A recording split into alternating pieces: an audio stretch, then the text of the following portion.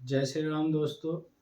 मैं Narendra Singh MK study YouTube channel में आपका स्वागत करता हूं। जैसे कि पीछे हम प्रैक्टिस सेट चला रहे हैं KVS PRT के लिए। KVS PRT में जो भी क्वेश्चन आते हैं, जिस टाइप के क्वेश्चन आते हैं उसी तरह का हम प्रैक्टिस सेट लेकर चल रहे हैं। उसमें पहले हम लेकर चल रहे थे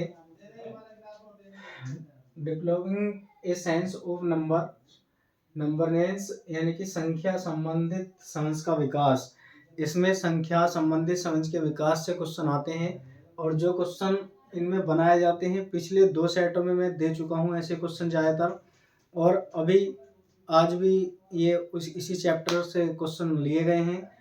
आगे से जो भी प्रैक्टिस सेट चलाया जाएगा वो चैप्टर वाइज, यानी कि कोई भी एक चैप्टर ले लिया जाएगा और उस चैप्टर में से क्वेश्चन जितने भी बनने की संभावना होगी KVS PRT में, ऐसे क्वेश्चन अधिक से अधिक उसमें ले लिए जाएंगे। जो भी क्वेश्चन बनने की संभावना होगी, जिस दिन भी पेपर होगा आप देखना हमारी क्लास से आपको इतनी सहायता मिलेगी पेपर करने में कि आप खुद देखेंगे कि हमने इसमें क्या पढ़ाया। ऐसे ही क्वेश्चन हमने लिए हैं। जैसे सबसे पहला क्वेश्चन है, क्वेश्चन नंबर 1 है जो हम कह रहा है हमारे पास।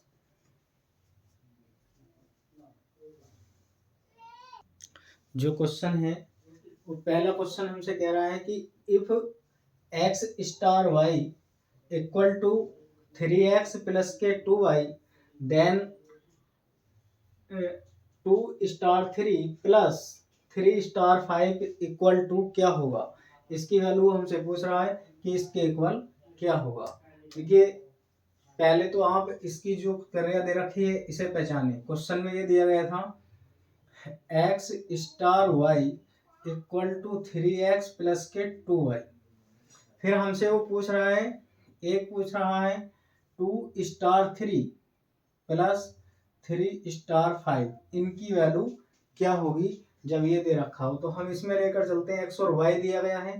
पहले मैं 2 स्टार 3 की वैल्यू निकालता हूँ। यहाँ पर x और y रखेंगे, जहाँ x है वहां पर रखेंगे 2, 3 इंटू 2, और जहां पर 2 है वहां पर रखेंगे हम 3।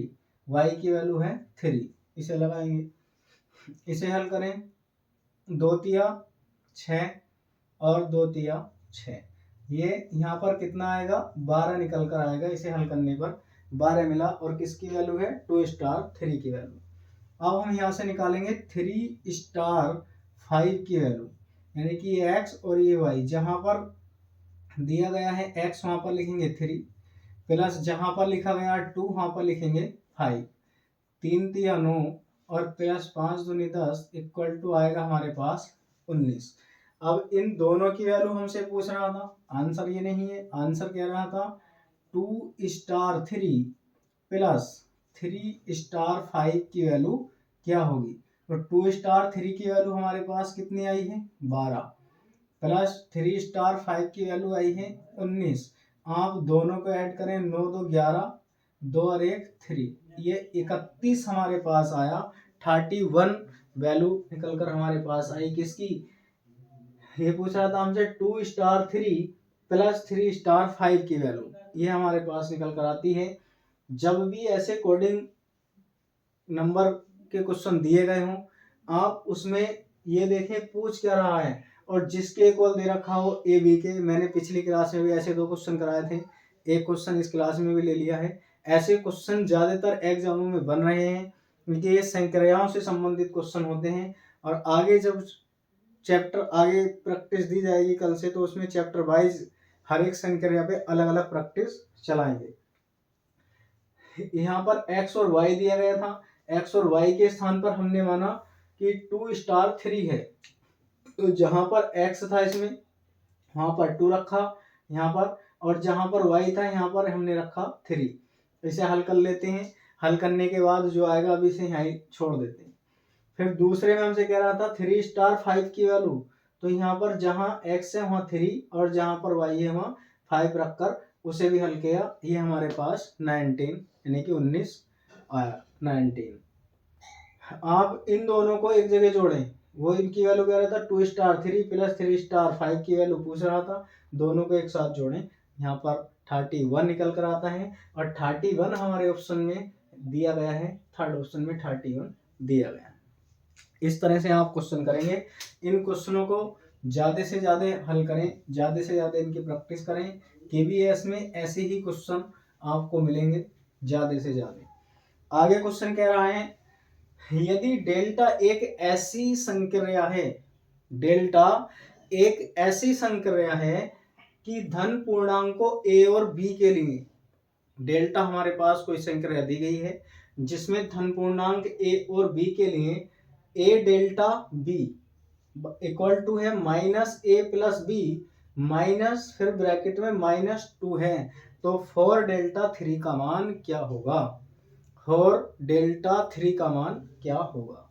वगैरह if delta is an operation for a, delta is an operation for a and b positive integer, यानी कि डेल्टा ए और बी के बीच में पॉजिटिव इंटीजर ऑपरेशन है, that is a delta b, ये दिया गया है -A प्लस बी माइनस और -2, then the value of 4 delta 3 की वैल्यू क्या होगी, वो हमसे ये क्वेश्चन पूछ रहा है। इसमें क्या करेंगे, ये भी एक संक्रिया से ही संबंधित क्वेश्चन है जैसे ऊपर वाला क्वेश्चन है, बस इसमें जो दिया गया है वो हमारे पास डेल्टा का यूज किया गया है, डेल्टा इसमें लगाना है। क्वेश्चन कह रहा है A delta B equal to -A plus B और माइनस माइनस के दिया गया हमें 2। हमसे पूछ रहा है किसकी वैल्यू, 4 डेल्टा 3 की वैल्यू। तो जहां पर हमारे पास A है वहां पर 4 है और B के स्थान पर दिया गया है 3। हम इसमें लगा दें, A के स्थान पर 4 आएगा प्लस B के स्थान पर 3 माइनस, और ये माइनस जब इसे खोलेंगे हम तो कितना होगा, प्लस में हमारे पास ये आएगा -2। हम इसे ऐसा लगा सकते हैं, और ये माइनस माइनस प्लस होगा, -4 माइनस माइनस प्लस के 3 प्लस 2 आएगा, और ये माइनस के 4 प्लस के 5 बचेगा। इसमें से इसे घटा देंगे तो हमारे पास बनकर आएगा 1, क्योंकि 4 माइनस के हैं, 5 प्लस के हैं, 1 बचेगा। और ये इतना छोटा क्वेश्चन था, केवल ये ऑपरेशन संक्रियाओं से संबंधित क्वेश्चन है। ऐसे ही क्वेश्चन ये ऊपर करवाया जा चुका है, और मैंने ऐसे ही क्वेश्चन 2-1 पिछले पेपर में, पिछले प्रैक्टिस सेटों में भी, दोनों में जो मैंने क्लासें दी हैं उनमें भी करवाए हैं। ऐसा क्वेश्चन एक निश्चित ही आपको देखने को मिलेगा, और इसका पहला ही ऑप्शन ठीक है, ये पहला ऑप्शन बता रहा है। मान लीजिए आपको संक्रिया कुछ भी दी जा सकती है, ये डेल्टा दिया गया है, पहले में स्टार दिया गया है, या 0 बनाकर उसमें प्लस दिया जाए, कुछ भी इस तरह की संक्रिया दी जाए, तो करने का मेथड सबका एक ही होता है। बहुत आसान छोटे छोटे क्वेश्चन बनते हैं, ये समझने की बात होती है केवल। आगे क्वेश्चन दिया गया है, ये क्वेश्चन है, यदि एक संख्या 8 की पावर 10, एक संख्या है 8 की पावर 10, 8 की पावर 10 इंटू 9 की पावर 7 इंटू 7 की पावर 8 के रूप में है, कोई संख्या इस संख्या के रूप में है, दी गई संख्या के अभाज्य गुणनखंडों की संख्या क्या होगी? अभाज्य गुणनखंडों की संख्या क्या होगी? If A number is of A form, कोई नंबर है जो एक नंबर हमें दिए गए हैं, इस फॉर्म में दिए गए हैं, then the numbers of prime factor of a given numbers is, इनके दिए गए अभाज्य गुणनखंड यानी कि प्राइम फैक्टर क्या होंगे, ये हमें बताने हैं। तो सबसे पहले प्राइम फैक्टर होते क्या हैं? मान लो हमने कोई संख्या ली, जैसे हमारे पास 100 है, हमें 100 के प्राइम फैक्टर निकालने हैं। जब हम इसे 2 से डिवाइड करें तो ये आता है 2 से 50, फिर इसे 2 से काटेंगे तो आएगा हमारे पास 25, 5 से काटेंगे तो आएगा 5, और 5 से फिर इसे काटेंगे तो बचेगा 1। ये वाली जो क्रिया है, ये जो हमने की है, इसे कहते हैं हम अभाज्य गुणनखंड या अभाज्य गुणनखंड कहा जाता है। इन्हें कहते हैं हम अभाज्य गुणनखंड यानी कि प्राइम फैक्टर इन्हें कहा जाता है। और इन्हें हम ऐसा लिखते हैं, जब किसी भी संख्या को कैनोनिकल रूप में, जब किसी भी संख्या को कैनोनिकल रूप में परिवर्तित करते हैं तो उसे अभाज्य फैक्टर यानी कि प्राइम फैक्टर कहते हैं। जैसे हमने इसे 100 को किया है तो अब ये प्राइम फैक्टर के रूप में परिवर्तित हो गया है। जैसे इसकी पावर 2 को कितनी बार, 2 बार गया, इनटू ये 5 है तो 5 कितनी बार, 2 बार। जितनी इनकी पावर होती हैं उन्हें आपस में जोड़ लेते हैं, अभाज्य संख्याओं की पता लग जाता है कि इसमें कितनी अभाज्य संख्या है। तो दोनों को जोड़ेंगे, 2 + 2 कितना होगा, 4। तो ये कितनी अभाज्य संख्या के कितने अभाज्य गुणनखंड है, इसमें 4 अभाज्य गुणनखंड है 100 में।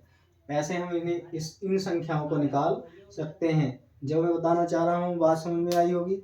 अब हम क्वेश्चन पर आते हैं। जो हमारा क्वेश्चन कह रहा है, जब हम किसी भी संख्या को कैनोनिकल रूप, इसे कहते हैं कैनोनिकल रूप, अभाज्य गुणनखंड के रूप में परिवर्तित करते हैं तो उसे क्या कहते हैं, हम कैनोनिकल फॉर्म को अभाज्य गुणनखंड प्राइम फैक्टर कहते हैं। इस तरह से हम निकाल सकते हैं। क्वेश्चन में हमें दिया गया था, क्वेश्चन कह रहा है 8 की पावर 10 इंटू 9 की पावर 7 इंटू 7 की पावर 8, ये दिया गया है ना। तब हम इसमें इसे हल करेंगे। अभाज्य गुणनखंडों की संख्या मुझे इसमें निकालनी है। सबसे पहले जितना भी छोटा हो सकता है, नंबर जितने भी छोटे हो सकते हैं, आप उसे छोटे से छोटे रूप में परिवर्तित कर लीजिए। हम इसे जो लिख सकते हैं, इसे लिखा जा सकता है 2 का घन 8 होता है, 2 की पावर 3 इंटू इसे 10 लिखा जा सकता है। लिख सकते हैं हम 8 को 2 की पावर 3 और ऊपर पावर में 10 है, इसे 10 लिखा जा सकता है, इंटू 9 है, 9 को 3 का स्क्वायर लिख सकते हैं हम, 3 का वर्ग होता है, ऐसा लिख सकते हैं। 7 को हम कुछ नहीं लिख सकते क्योंकि इसका कोई फैक्टर नहीं हो रहा, ये 7 ही है, इसे 7 की पावर 8 लिखा जा सकता है। अब इसे और हल करें आगे। यदि हम इसे हल करें तो इसके साथ मल्टीप्लाई करेंगे, ये 2 की पावर कितना होगा, 30, ये 30 हो जाएगा 30।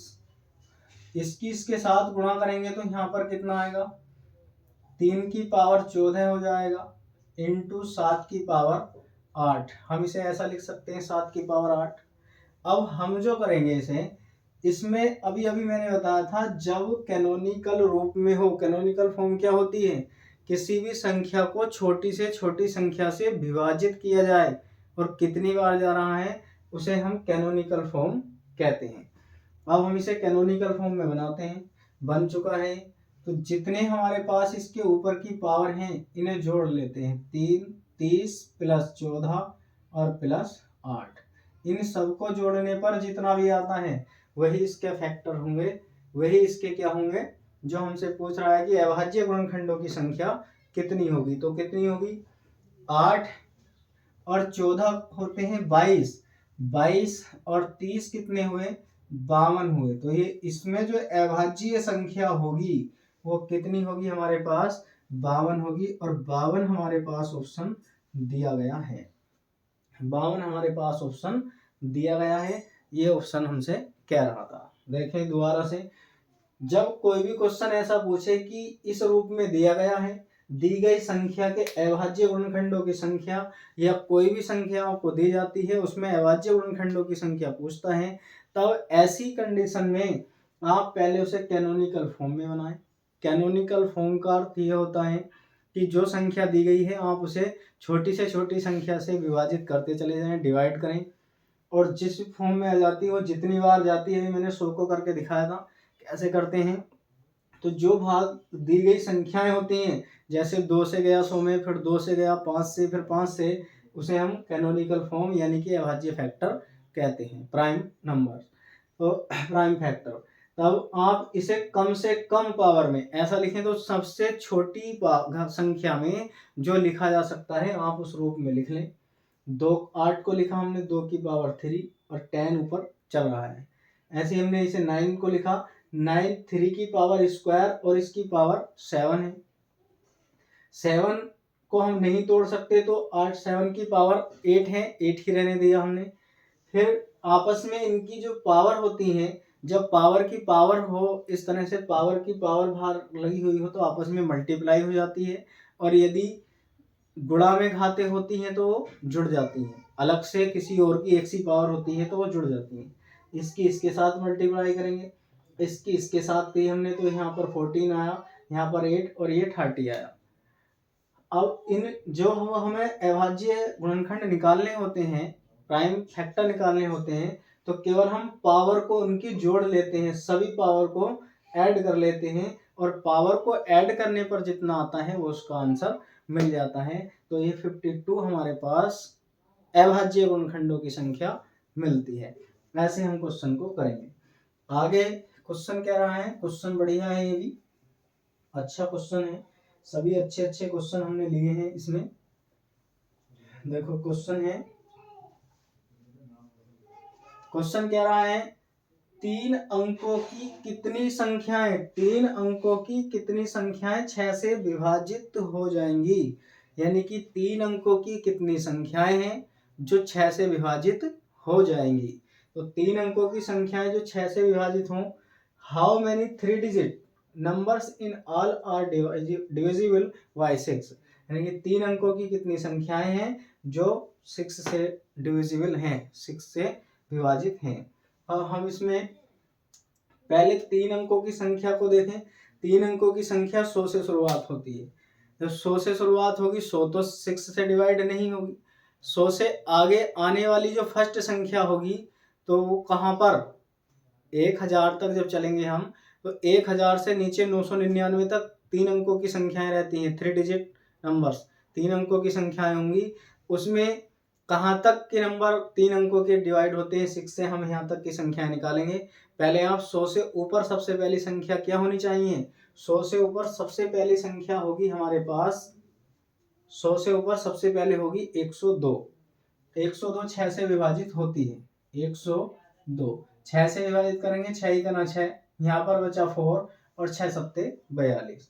इसके बाद फिर जो 6 से डिवाइड होगी वो होगी हमारे पास 108। इसके बाद होगी 114, 108 भी हमारे पास विभाजित होती है। देखें आप इसे 6 से विभाजित करें, 6 घने 6, 4 बचेंगे, 48 6 48, 114 भी होगी। इसी तरह से हम लास्ट संख्या पर पहुंचे तो लास्ट संख्या 1000 है। 1000 से पहले जो डिवाइड होगी वो होगी 996, ये 996 संख्या डिवाइड होगी 6 से। अब आप इसमें हमसे जो पूछ रहा है वगैरह कि कितनी, यानी कि कुल कितनी संख्याएं हैं जो 6 से विभाजित हो सकती हैं। तो मैंने एक फॉर्मूला बताया था, मैं यहाँ पर पहले फॉर्मूला लिख रहा हूँ। ये फॉर्मूला ये था L = A + n-1 × D। कल ही मैंने ये करवाया था, कल वाली क्लास में भी ऐसा एक क्वेश्चन था। ये है A + n-1 × D, ये माइनस के 1 है, इसे दोबारा लिख लेते हैं। चलो n-1 × D, इस फॉर्मूले से हम निकाल सकते हैं L - A = n-1 × D आएगा। इसे इधर को ले जाएंगे तो L यहाँ पर बचेगा हमारे पास n-1 = L - A/D, n = L - A/D plus में 1 आएगा। आप इसे ऐसा लगा सकते हैं। अब ये हमारे पास n जो है कुल नंबर है, L अंतिम पद है, A प्रथम पद है, D सार्वंतर कॉमन डिफरेंस, जो इनमें 6 का डिफरेंस प्रति एक में चल रहा है, प्लस के 1 जोड़ देते हैं। ये तभी लागू होता है जब कोई श्रेणी, यानी कि एपी सीरीज समांतर श्रेणी में कोई सीरीज चलती हो, तब हम इसका प्रयोग करते हैं कुल पद निकालने के लिए। पहले हम देखेंगे, उसे चेक करें कि उसमें समांतर श्रेणी एपी सीरीज बनती है कि नहीं बनती है। अगर बनती है तब आप इसका प्रयोग करें। अब मैं इससे निकाल रहा हूँ। देखें इसमें L की वैल्यू दी गई है, L = 996, A की वैल्यू दी गई है 102 और कॉमन डिफरेंस D सार्वंतर दिया गया है 6। इसमें सार्वंतर भी हमारे पास 6 दिया गया है। तब n = ये फॉर्मूला लगाएंगे। इसे ऐसा भी लिखा जा सकता है, कुल पद = अंतिम पद माइनस प्रथम पद और बटे में हमारे पास है क्या, अंतर, सार्वांतर यानी कि कॉमन डिफरेंस। अंतिम पद है 996 माइनस प्रथम पद जो है 102 है, और बटे में सार्वांतर हमारे पास 6 प्लस के 1 यहाँ भी चलता है। इसमें से जब हम इसे घटाएंगे, यहाँ से इसमें से इसे घटाएं तो हमारे पास कितना मिलेगा इसमें से इसे घटाने पर? जब हम इसमें से इसे घटाएंगे तो ये आएगा 6 में से 2 गए तो 4 बचेगा, 6 में से 2 जाएंगे तो 4 बचेगा, यहाँ 9 का 9 आएगा, और यहाँ पर 1 जाएगा तो 8 बटे 6 प्लस 1। 6 से इसे डिवाइड करें, 6 का ना 6, यहाँ पर बचे हमारे पास 2, तो 6 चौक 24, और यहाँ पर 5 बचेंगे 54, और 6 नमा 54। तो ये जो डिवाइड होगा ये होगा 149 प्लस के 1 इक्वल टू, यानी कि हमारे पास 150 आना चाहिए, और 150 हमारे पास दूसरे ऑप्शन में दिया गया है। तो क्वेश्चन कह रहा था कि 3 अंकों की कितनी संख्याएं 6 से विभाजित हैं? तो 150 संख्याएं हैं जो 3 अंकों की 6 से विभाजित हैं। कितनी? 150 संख्याएं 3 अंकों की हैं जो 6 से विभाजित हैं। ऐसा करने के लिए क्वेश्चन को 3 अंकों की कितनी संख्याएं 6 से विभाजित हैं, या 4 अंकों की कितनी संख्याएं ऐसे विभाजित हैं, ऐसे जब भी क्वेश्चन आए तो आप पहले उसकी सीरीज बनाएं। जैसे हमने 3 अंकों की सब स्टार्टिंग संख्या होती है 100, लेकिन 100 के समथिंग आसपास सबसे पहली संख्या जो 6 से विभाजित है वो हमारे पास 102 है। हमने 102 ली, फिर इसमें सार्वांतर जितने से विभाजित हैं उतने का अंतर करते हुए एक श्रेणी बनाई, फिर इसमें 6 जोड़ा, फिर इसमें 6 जोड़ा। इस तरह से लास्ट की जो संख्या होगी, लास्ट में यहाँ तक निकालेंगे तो बहुत टाइम लगेगा, फिर लास्ट में जितनी 3 अंकों की संख्या थी वहां पर पहुंचे, उससे नीचे को आप डिवाइड कर देखें कौन सी संख्या डिवाइड होती है, तो हमारे पास 996 संख्या डिवाइड होती है 6 से। इसके बाद जब हम कुल पद निकालते हैं तो फॉर्मूला हमारे पास होता है L equal to a plus n minus 1 into d. L कुल पद निकालने के लिए इससे मैंने L की तरफ माइनस में ले गए, -1 प्लस इंटू डी बचेगा, यहाँ से n minus 1 equal to L बटे में आएगा D, इसे इधर को भेजेंगे तो L माइनस 1 बटे D प्लस के 1 हो जाएगा। फिर हम इस सूत्र को कैसा लिख सकते हैं? ऐसा, कुल पद n क्या है? कुल पद, L अंतिम पद, प्रथम पद क्या है? A है, और D अंतर, सार्वांतर, कॉमन डिफरेंस प्लस के 1 इसमें चल रहा है। L की वैल्यू अंतिम पद ये है 996, A की वैल्यू 102, और D जो कॉमन डिफरेंस है वो इनमें अंतर, दूसरे में से पहले पद को घटाने पर समान अंतर प्राप्त होता है, समांतर श्रेणी कहलाती है। यहाँ पर रखा हमने, अंतिम पद है 996 माइनस ये है 102 है, बटे में 6 प्लस 1, आप इसमें से इसे घटा लें, 894 बचेगा, 6 से डिवाइड करने पर 149 बचता है, प्लस 1 जोड़ देंगे तो ये 150 हो जाएगा। इस तरह से हमें 150 संख्याएं मिल जाती हैं जो 6 से विभाजित हैं, 3 अंकों वाली, वो कितनी है? 150 संख्याएं हैं। ऐसा हम क्वेश्चन को हल कर सकते हैं।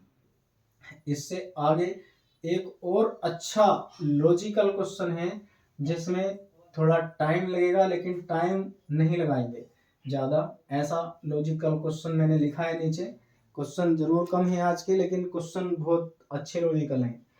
तेरा 1000 से 5000 के बीच कितनी संख्याएं 225 से पूर्णतः विभाजित हैं? 1000 से how many numbers between 1000 and 5000 are exactly divisible by 225? यानी कि 225 से कितनी संख्याएं 1000 से 5000 के बीच में विभाजित हैं, हमें यह निकालना था। देखिए क्वेश्चन में जो कह रहा है, पहले आप इसकी श्रेणी बनाएं। हमें जो संख्याएं लेनी है, हमें वो संख्याएं केवल 1000 से, जो 1000 वो हमसे पूछ रहा था, 1000 से कितने के बीच की बात कर रहा है? 5000। हमें जितनी भी संख्याएं लेनी है सब 5000 के बीच में, इसके बीच में आने वाली संख्याएं होनी चाहिए। तो जो संख्या 225 से विभाजित होती है, 225 से विभाजित होती है, तो 1000 भी 225 से विभाजित होती है, परंतु हमसे वो 1000 से 5000 के बीच की बात कर रहा है। तो सबसे पहली जो संख्या होगी हमारे पास, नहीं, 225 से विभाजित करवा रहे हैं वो, तो 225 से जो विभाजित होगी 900 होगी। 900 1000 से पहले 900 होगी, सॉरी 900 होगी। 900 के बाद जब इसकी पढ़ेंगे 5वीं बार 225 का पहाड़ा, तो 1125 आना चाहिए। 1125 के बाद फिर 225 का पहाड़ा पढ़ेंगे तो हमारे पास आएगा 1350। फिर इसके बाद जब हम पहाड़ा पढ़ेंगे तो आना चाहिए हमारे पास 1575। फिर इसके बाद जब पहाड़ा पढ़ेंगे तो यहाँ पर कितना आएगा 1575, जो डिवाइजिबल होगा किससे 225 से। और लास्ट वाली संख्या जो 5000 दी गई है, 5000 से पहले कौन सी संख्या ऐसी है जो हमसे भाग हो सकती है 225 से, उसे निकालें। तो लास्ट की जो संख्या होगी, ये श्रेणी ऐसी बनती चली जा रही है, लास्ट में जो होनी चाहिए होगी 4950। ये सब संख्याएं 5000 से 1000 से 5000 के बीच आती हैं। सभी संख्याएं 1000 से 5000 के बीच आती हैं। अब वो कितनी संख्याएं हैं कुल हमसे पूछ रहा है। तो अभी अभी मैंने इससे ऊपर एक क्वेश्चन करवाया है, ये वाला 6 से डिविजिबल। तो यहाँ पर ये लिखेंगे हम कुल पद इक्वल टू अंतिम पद माइनस प्रथम पद, बटे में क्या होता अंतर और प्लस के होगा 1। अंतिम पद कितना है 4950, प्रथम पद क्या है 1125, बटे अंतर कितने का चल रहा है 225 का, प्रत्येक में कितने का अंतर 225 का। आप इसे हल करें और आंसर मिल जाएगा। हम इसमें से इधर को कैरी लेंगे तो यहाँ पर 5, 10 में से 5 गए तो 5 बचेंगे, 4 में से 2 गए तो 2 बचेगा, 1 9 में से जाएगा तो 8 बचेगा, और यहाँ पर 3 और बटे में 225 और प्लस के 1 होगा।